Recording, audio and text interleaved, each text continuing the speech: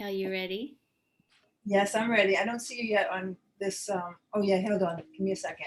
Hold on. All right, we're live on Facebook. It's preparing the live stream, so that might take a minute. Yeah, so I'll just keep an eye on it. If I can hit to a watch party, I will. But Okay. we can get started. All right, it looks like it's a go. Mm-hmm.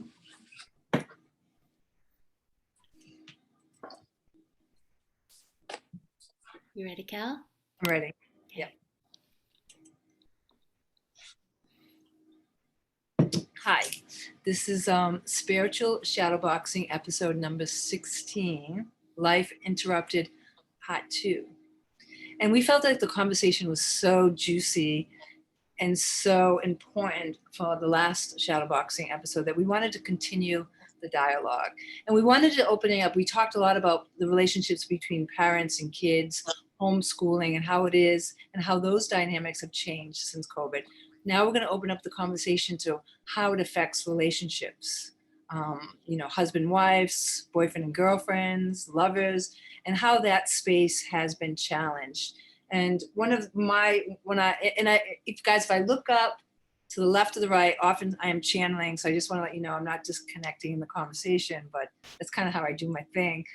And what my guides had told me at the beginning of this year is what does not evolve dissolves. So as we move through and navigate through the landscape of maybe a post-COVID coming down, people are dropping out of your relationships or shifting in your relationships, and to allow that evolution of where you are right now and bringing the people that are part of your tribe that are evolving with you, and letting go of the fear of letting things dissolve around you. So that's what today's conversation is going to be. And I'm going to pass the ball on to you to introduce our beautiful guest, Fereshta. Hi, everyone. It's Fereshta, and I'm so grateful we're talking about who we consider our inner circle. I have two beautiful friends here, Leah Gartner, who I've met through the relationship school and circled with in many ways over the last few years, who's also a couples coach and an individual coach, and a co-parent, if I can say, of two households with two teenagers. With one going off to college soon. So a lot in that conversation with you. And Irene Lara, my beloved sister, who I've circled with for many moons, I'd say well over a decade, if not rounding a decade and a half. And Irene works with parents and young children, elementary, all the way through young adults in college, and the work that they are obviously probably doing at this point in this last year on themselves and their relationships. So looking forward to hearing from both of you. And I just want to open it up to you because I didn't read your bios. If there's anything you'd like to be seen in or share about yourself before we start the convo.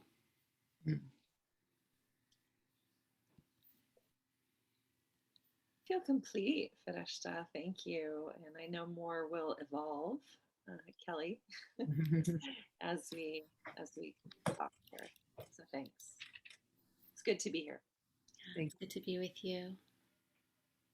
And thank you for that intro, and congratulations on this being your 16th podcast, by the way, even if it's part 2. It's an honor to have been watching a lot of your podcasts and to be here. So thanks. And just to add to my thing, I get to be both in private practice and in the public school system. So there's a full range, and I've done this work for, let's say, almost 30 years. It's and it's still so fresh, right? There's still so, right? This year has made it really fresh, really new. So thank you again, both of you. Thank you. Yeah, thank you. Yeah, and I think I want to launch off of what Kelly said right before we recorded, which was a channeling you had, I think, earlier this year of what doesn't evolve dissolves. That feels powerful to me. So in the context of relationships, I'll ask you, Leah, what have you seen in your coaching practice or in your own life around that of things maybe dissolving or getting the invitation to evolve in this last year? So much. Yeah, so I'll start with just a meta, which is I think COVID has been a crucible of sorts. It felt like a pressure cooker personally and professionally in terms of lifting the veil, dissolving. So that's kind of the big view. Like, hell yes, Kelly, to what you're saying. If it doesn't evolve, it's going to dissolve. For me personally, evolution has been around taking more responsibility for my children, stepping into boundaries more fully, both with my partner here and our co-parenting family. Things that were unclear and unaddressed have had to be addressed. So upping the communication skills, upping my capacity to be with the discomfort of not having a popular view sometimes. So it's everything that was always present has become more focused for me. And in couples that I work with, seeing very similar themes. The fingerprint is different, unique to each couple, of course, right? Their issue or issues. And it's like, it's just the intensity is up. We're together more. Our nervous systems for many folks are jacked. So we're reacting to each other under stress. And it's just the perfect storm. So it's shit or get off the pot time, because we can no longer, in my experience, I can no longer relate in the same ways that I did previously. Yeah. Wow, that feels juicy. Thanks, Leah. And Irene, my love, what feels up for you, even as obviously just the beginning of unpacking some of the relational changes you're seeing? I'll speak to a family that I just heard from yesterday. So many losses, unfortunately, in her immediate family, around her family, and in the community. And I'm going to say it, and forgive me for it. It's a little alarming, but it is alarming. Like, she's like, I hear an ambulance every day.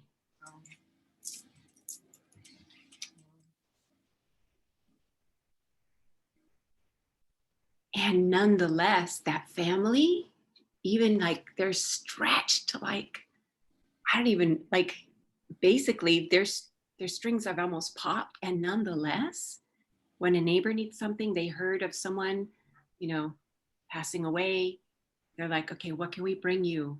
Let's bring you some food. Okay, we're going to bring you, or someone who got sick. It's like, it's real. And they're still reaching back. So like the fullness of the heart, and just like the strength, I'll say, of the heart, and how powerful that is. Yeah, right? Blown away. Just there's magic there. There's magic there. So as much as there's, pain, because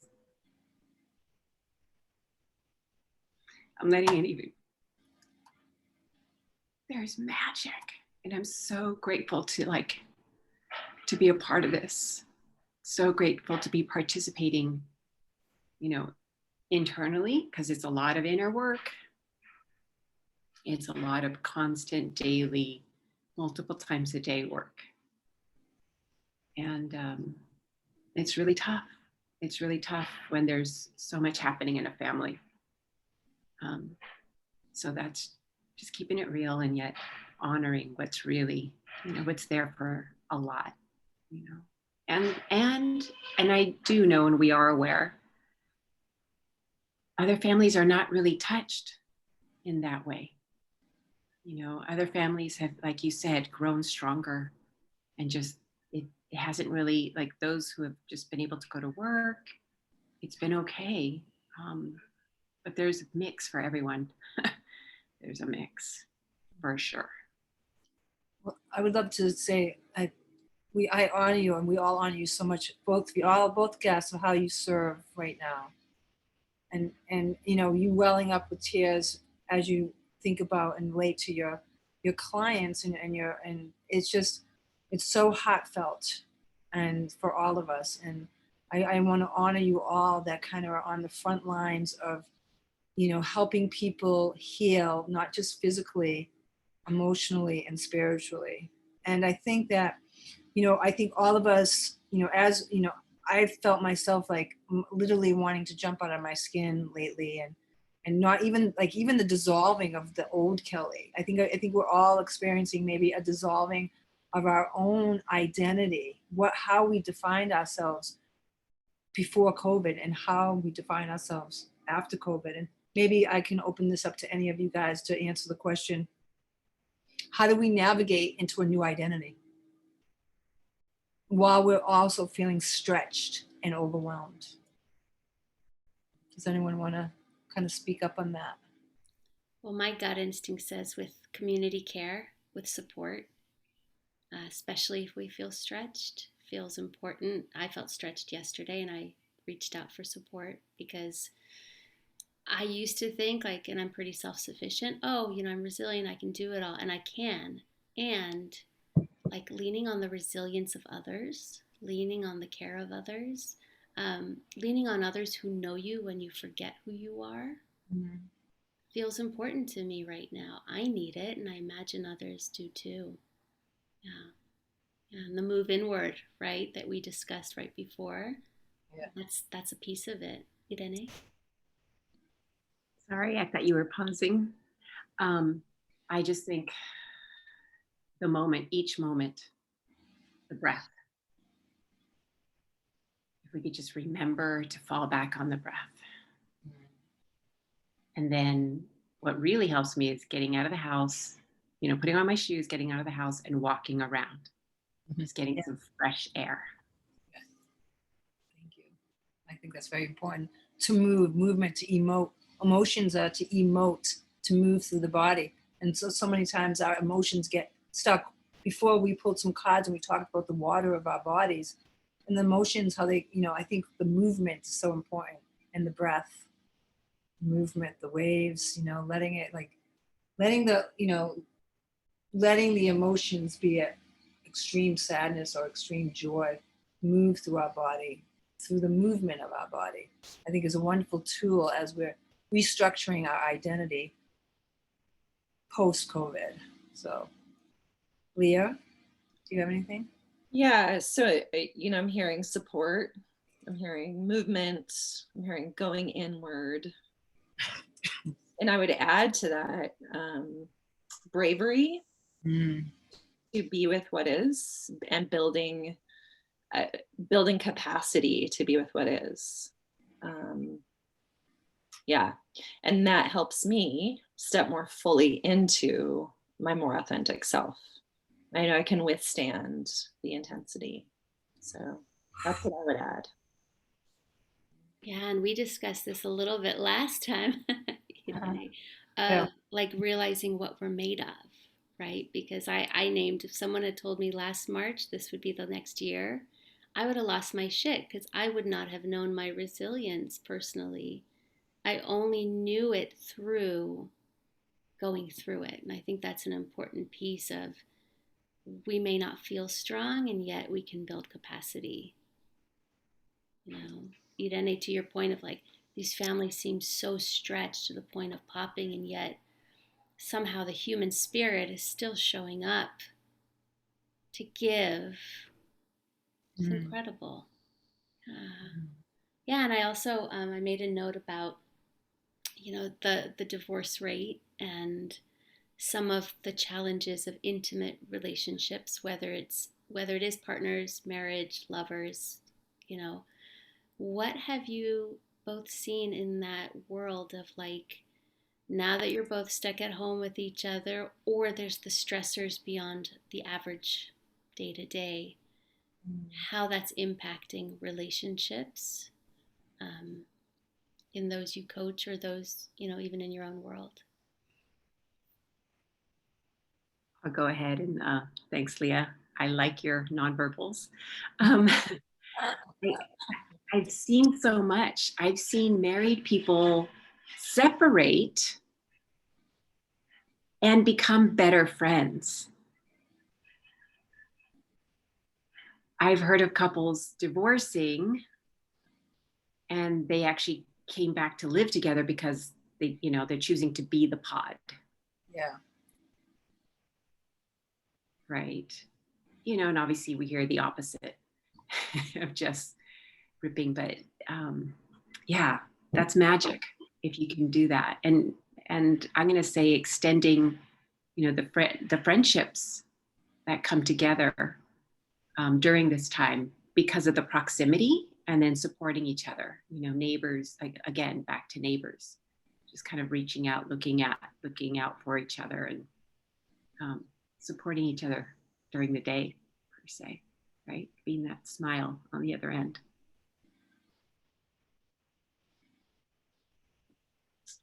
I think I touched on this in the beginning, but what I'm seeing in couples that I'm working with is just an up level in intensity.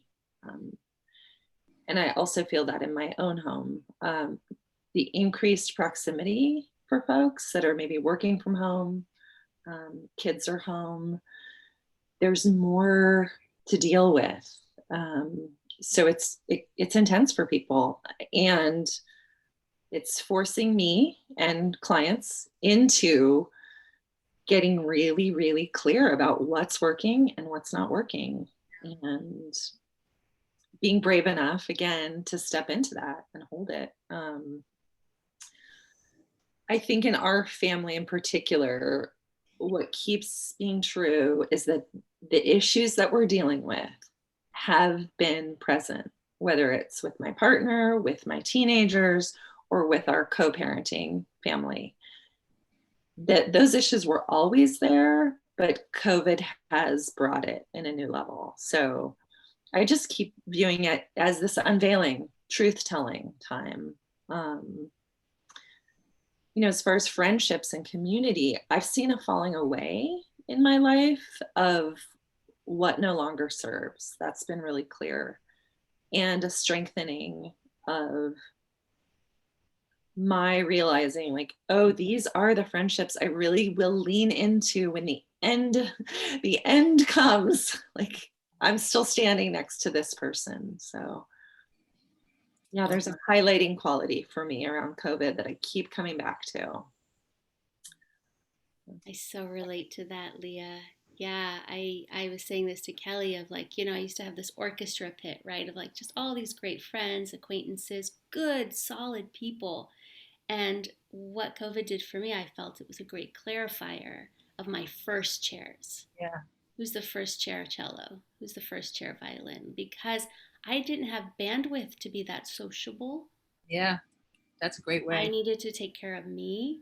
And then it became very clear, who are the people I want to see every week that I can nourish, that can nourish me? And to get that clear on your first chairs, and to let the others fall away with like total gracious love. No, just like, I don't have bandwidth. That's really it.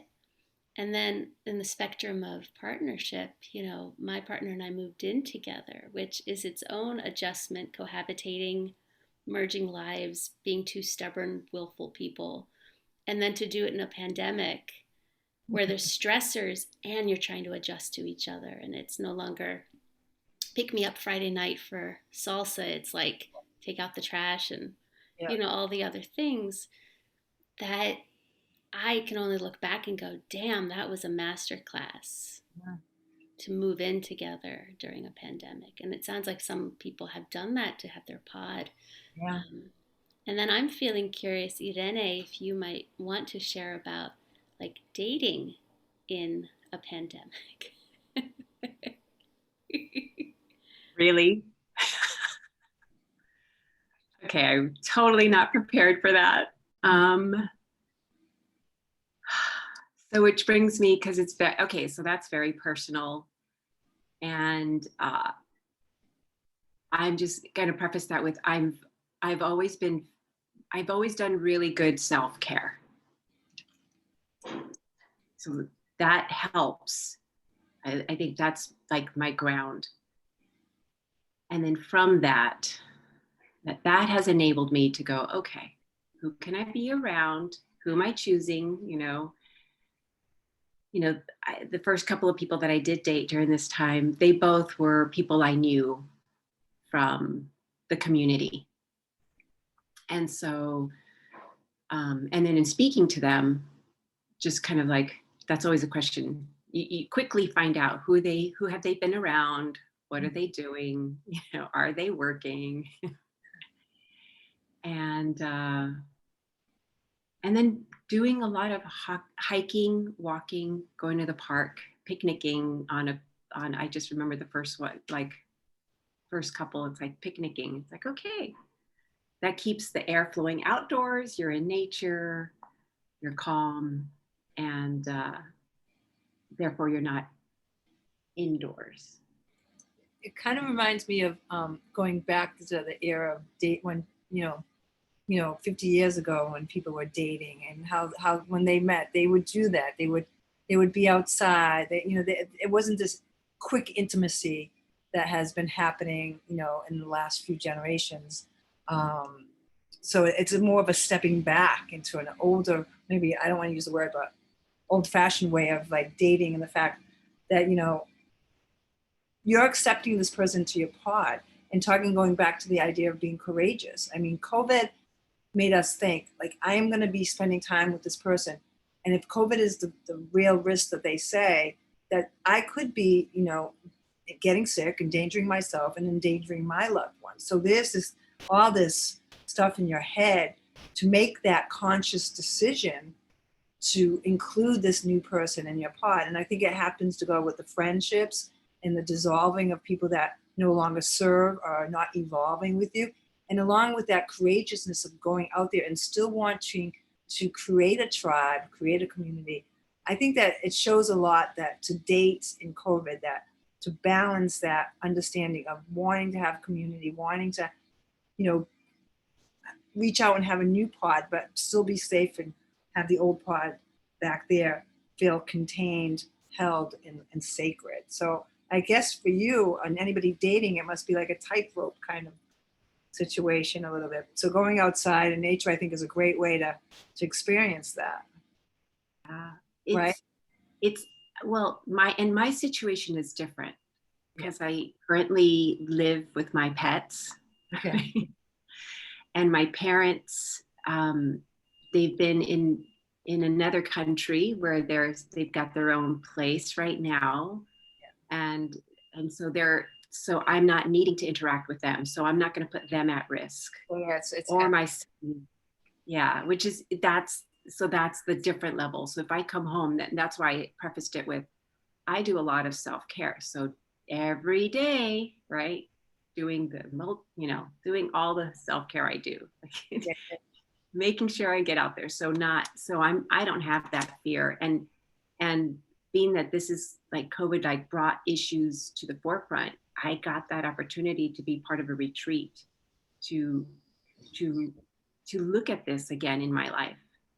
Yes, I want to date. I had to call several friends. Am I going to do this? Am I going to do this? Should I do this retreat? Should I do this? And I got support. Yes, time is good. Time is now, right?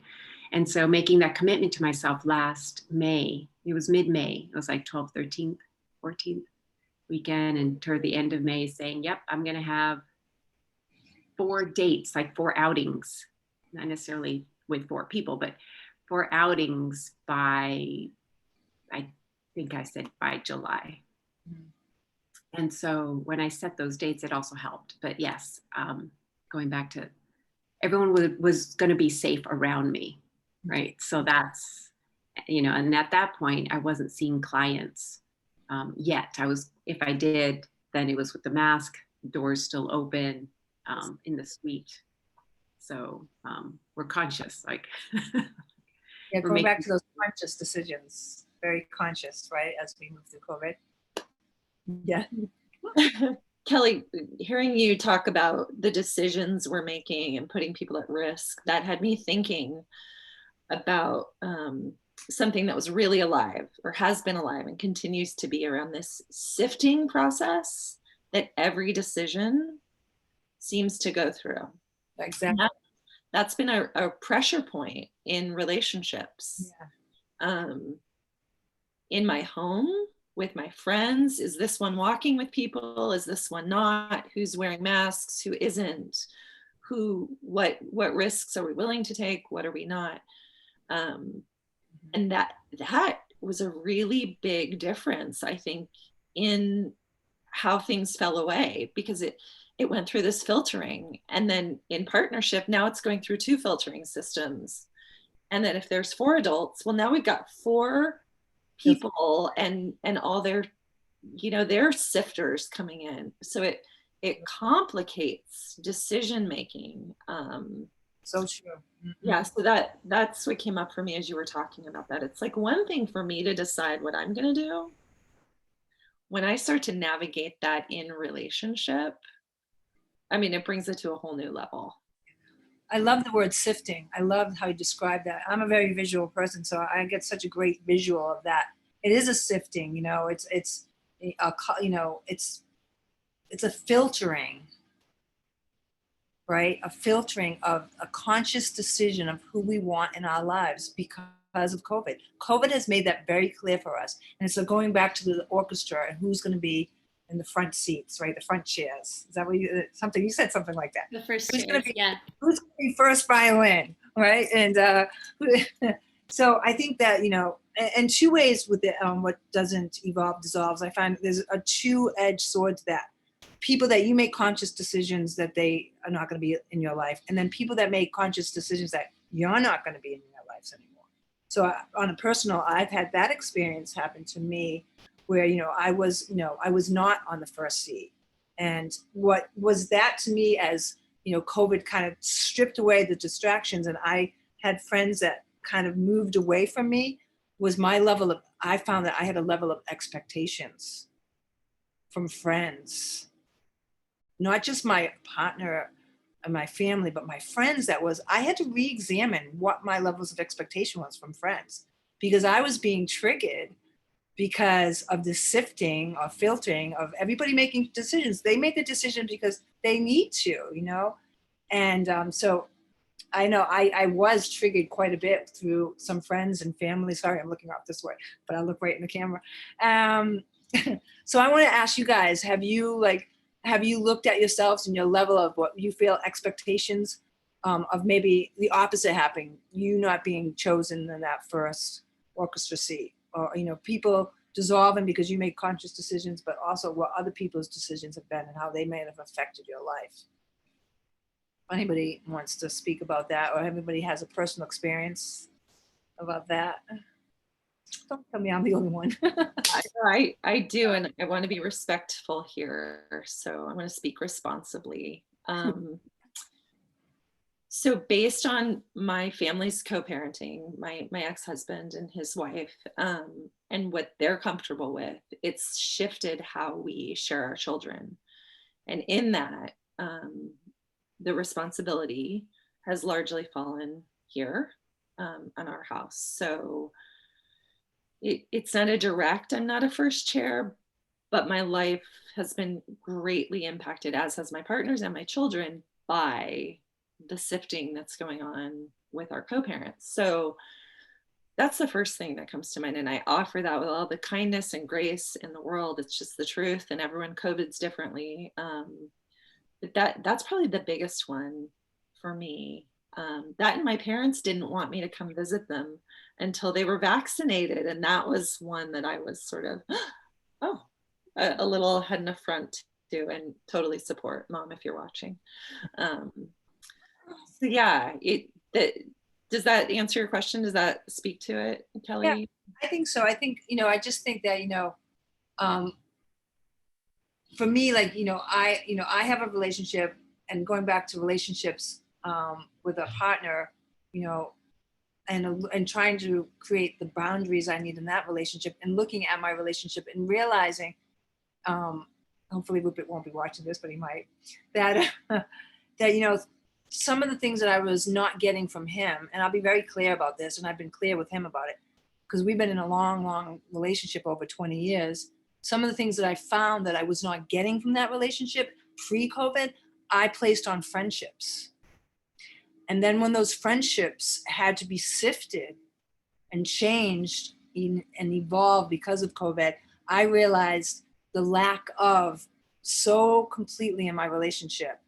And so this has led to me having multiple conversations, we having conversations about learning to speak together in a better way that we hear each other, to honor each other and have those boundaries and see how I can have those needs filled where they should be felt and filled. So I think it's been a challenge in my personal relationship.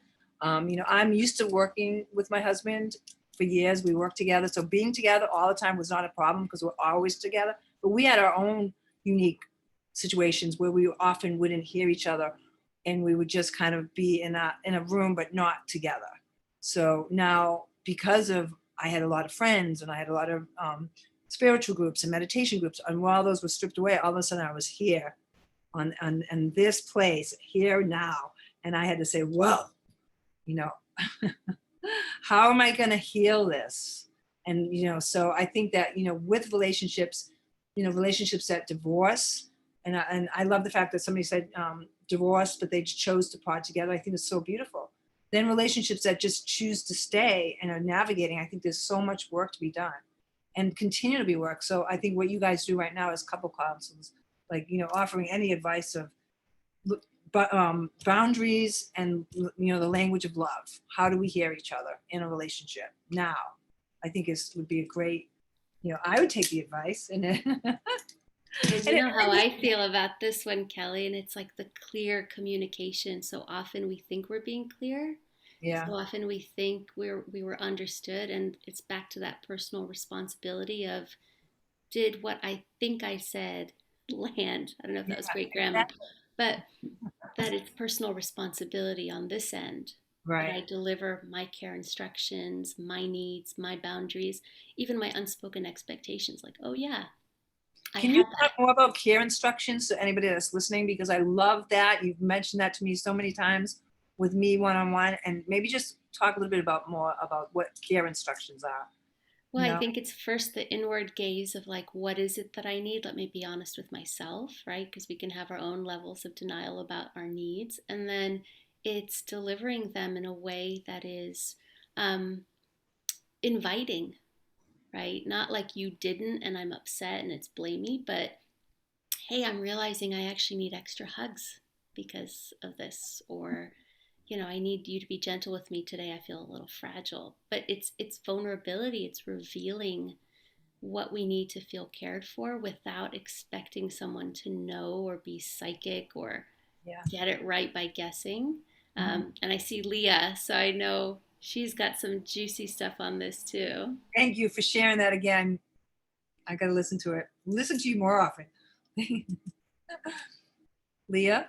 Oh yeah, Fereshta, I could talk about this all day. The thing that I would add, right, is this: how do I deliver it to my partner in a way that he can hear it? And that's not necessarily always how I would typically deliver it, right? So it's like knowing me, knowing you, and I have to hold both at the same time and care about how what I'm saying is landing over there. It's really freaking complicated. And so just shout out to anyone who's in any kind of relationship trying to care about it. Yeah. Yes. Awesome. That's brilliant. That is so brilliant. And I'm going to add, even a teacher wanted me to teach on the 5 love languages for his students.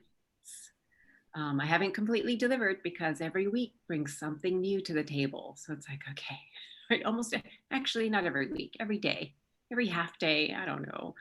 But the 5 love languages, that like, okay, remember, how do I feed yours? And most importantly, I think when I go back to self-care, how am I feeding me? Where am I getting this need met? I'll just say with one of my friends was taking a test and studying for it.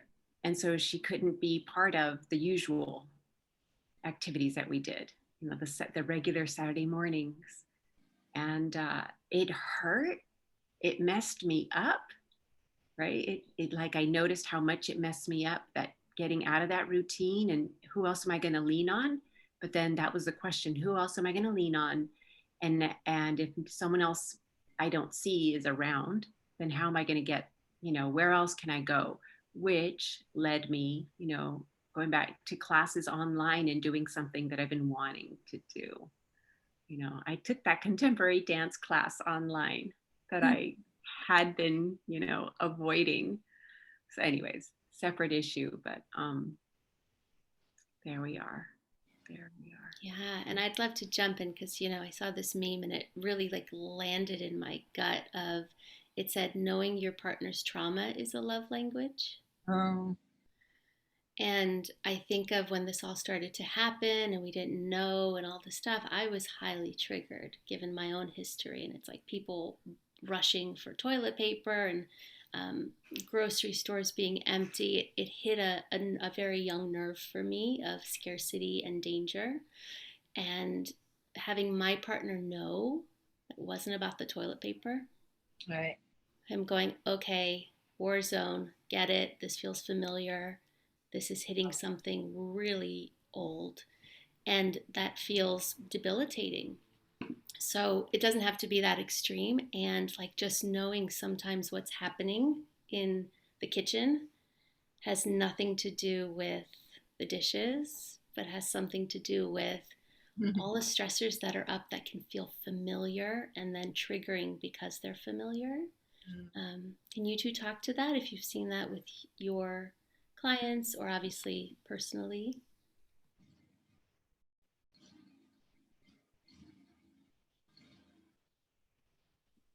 I'm sure I can speak to that. And I think we touched on this a little bit before around folks' nervous systems being jacked up and that being super individual to people's histories. For sure, about 6 weeks into COVID, my particular brand of childhood trauma and lack of safety was activated, and I didn't understand what was happening because I'm relatively safe and am very privileged and fortunate, and I couldn't quite get like what's the problem, and it was underlying and it was old, and so I think that is up for people, certainly for me. I think as I hear you talk, Fereshta, there's this level of self-awareness that we keep coming back to, which for your honey to know your history, you would have had to know it yourself and be with it and share it. So it's such an infinity loop, right? Like we talk about in our training, relational self-awareness, and that's what it is. It's like, I know me and I've got me, and I know you and I've got you, and I can tell you about me and I can hold you. It's what you're talking about there. Yeah, I think that's what I've got on that. Yeah. Wow. Thank you for that, Leah. And I don't have a clear answer, but what's coming up for me is how each loss has triggered so many other past losses and other deaths. Gosh, I'm just bringing it forward. Like, sorry, I don't want to be Debbie Downer today, but there it is. I mean, it's real. And right, I don't even know. What else can we say about that? It just loss or one death triggers other losses. Well, it makes it very so just being and it's very, right? We're very vulnerable. And I do have to, gosh, so much has said. One thing that's coming up, because I guess I have so much overload coming in that I'm like, how do I pick? There's one colleague and friend, fortunately chose to call me regularly, where it had not been before. And it was a way to keep ourselves together because we weren't able to go back to the schools, right? And on campus. Well, now, whatever, not yet. And so it allowed us to keep that contact. So she kept it alive, thank God. And the goddess. And in one, right, there's so many situations that have happened politically, like we have different stances and different opinions on different things. And I'll just keep it like that. I'm trying not to use the trigger words. And one thing I said, and I was like frustrated because I imagined that I would lose her from this position. And again, people heal, right? They heal these wounds. And I said, darn it, now you're going to be mad, or now you're not going to speak to me or speak with me. And she's like, no, I want you to know, we might not agree on this thing, or we might have different stances or different opinions or different, but no, I am always, you're never going away. I'm not letting you get away. We are going to stay in contact.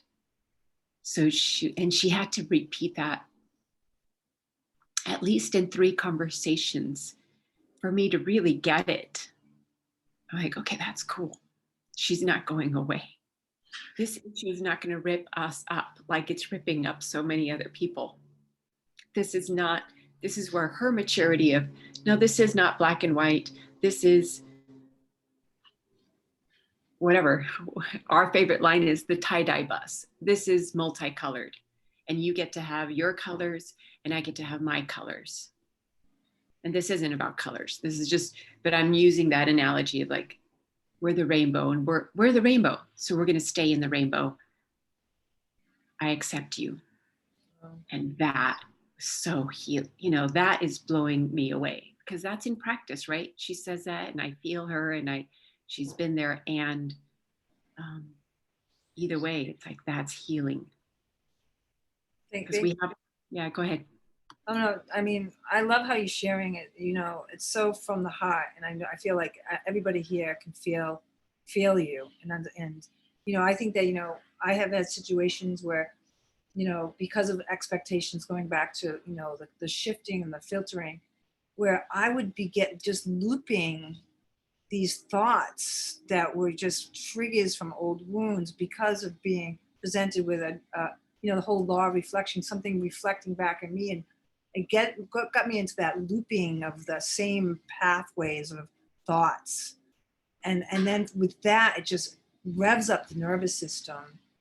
And to have a friend like that can just hold the space for you as you process, and maybe with neuroplasticity, rewrite the looping in your brain, rewrite that wiring. I studied Dr. Joe Dispenza, so I'm just going to throw all his words out. But what wires together, rewire the brain.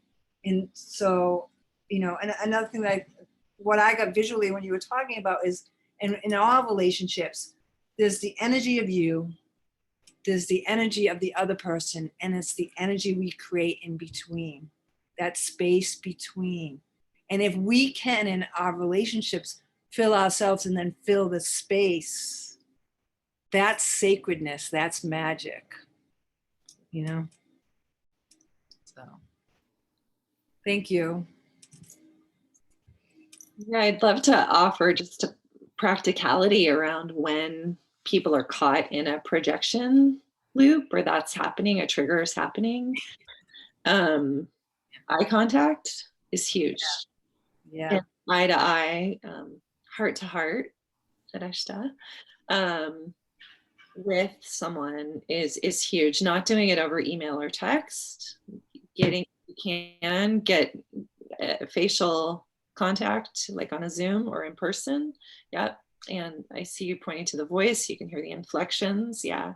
So that's a very practical, in the moment. Like, oh yeah, I get to remember I'm not in a war zone. Oh, I get to remember I'm not 8 years old and in trauma.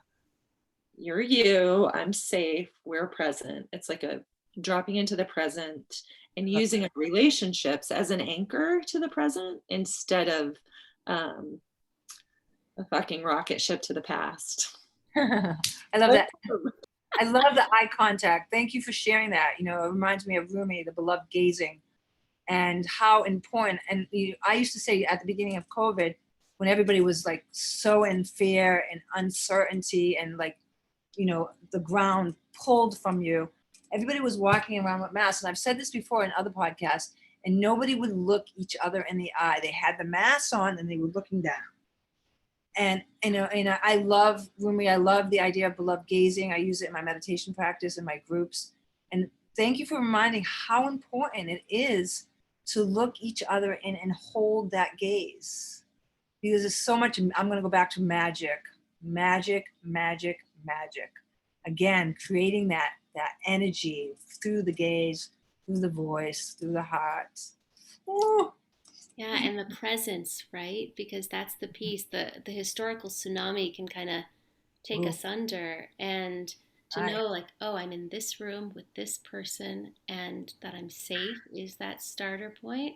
And I know for me, like the scared animal in me feels cared for with those kind of security enhancing behaviors, like hold my hand in a conflict, look at me, the arms crossed, turning away, walking away, like all of that is just activating more.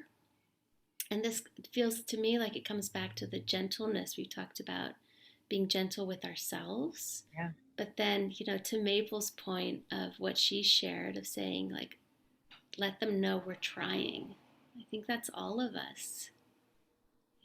We're trying. I say to my partner, I'm trying now I to love just that. name that, this isn't me giving half-assing it. Like, this is me trying with what I have, threadbare and hopeful and doing my best. So that was huge to me, just that remembrance that everyone you meet, hopefully, is trying. Yeah. Yeah. Thanks Is for there that. anything, you ladies, I know we're coming to a close here. Is there anything you'd like to share or be seen in or close out with that Also, feels up? we have one guest, if he at the end, if he does want to maybe write something in the chat, or if he does want to say anything at the end, that would be great too. And Rafa, it's good to have you here.